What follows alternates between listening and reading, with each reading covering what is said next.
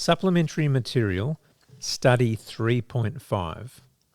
My name's Jonathan. And I'm Ben. Who is Jesus really? This is such an important question to delve into in a deeper way. Firstly, Jesus in history is more than a legend. Even outside the Bible, Jesus is one of the most well-attested figures of ancient history. Roman sources like Tacitus in AD 110 wrote that Christus suffered the extreme penalty during the reign of Tiberius. It's part of history. Jewish sources like the historian Josephus in AD 93 refers to Jesus as a teacher and a miracle worker who was crucified.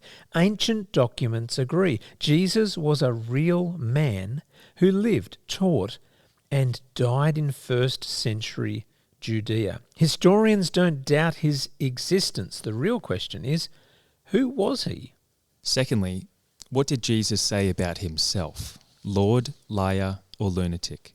C.S. Lewis, the famous author of the Narnia books, who was once an atheist, famously argued that a man who was merely a man and said the sort of things Jesus said would not be a great moral teacher. He would either be a lunatic or else he would be the devil of hell. You must make your choice, Lewis says. Either this man Jesus was and is the Son of God, or else a madman or something worse. The point here is that Jesus didn't leave us the option of calling him a good teacher and nothing more. He claimed to be sent from God in John 6:38, the Son of God in John 10:36, the way, the truth, and the life in John 14 verse 6, the one who can forgive sins in Mark 2:5-7, and the one who is equal with God in John 5 verse 18. These are not ordinary claims.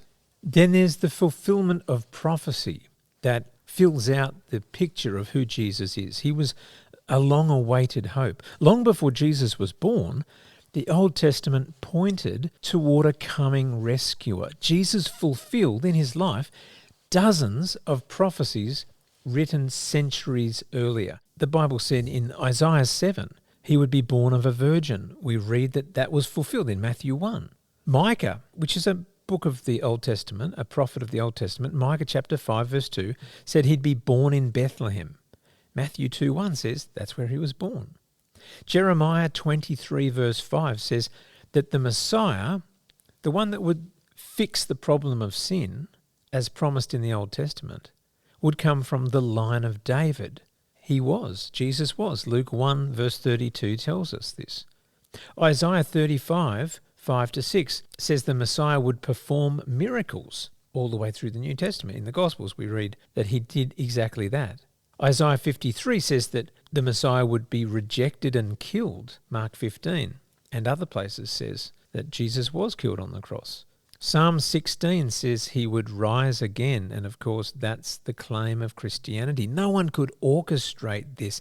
It's as if the entire Old Testament was setting the stage for Jesus to walk onto. What about the character of Jesus? What does that say about who he is? Well, Jesus combined unmatched authority with deep humility. He welcomed children, dignified women, touched lepers, and forgave enemies. He challenged religious hypocrisy and reached out to outsiders. Even his enemies couldn't find fault in his character. Pontius Pilate, the Roman governor, said in John 18 verse 38, I find no basis for a charge against him. Jesus didn't just speak about love, he lived it. If Jesus really is who he claimed to be, then he is the most important person in history and in your life. He doesn't ask us to blindly believe. He invites us to look at his life, consider the evidence, and follow where the truth leads. Who do you say that I am? That's the question Jesus asked in Mark 8, verse 29.